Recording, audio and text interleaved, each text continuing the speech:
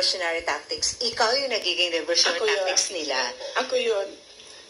Kasi, tingnan nyo. Sa totoong problema. Ako, mayor ako ng 3 terms.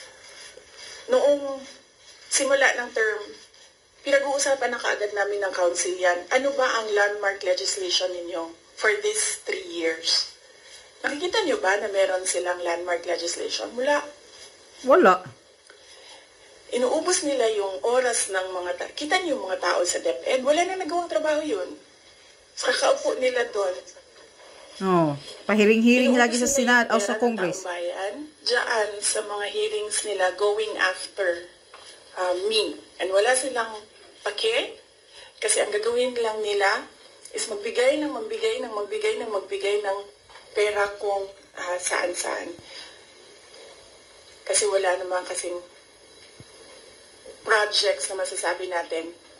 Ang ano sa amin yan, pag umuupo ako, ewan ko lang sa iba.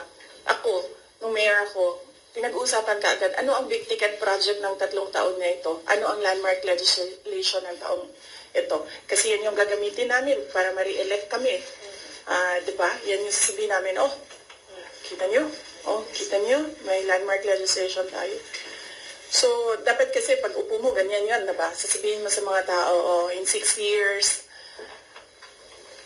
pinakamayaman na ang Pilipinas, in 6 years, ganito, may security, dami kang. And then lahat ng trabaho mo, papunta siya doon. Para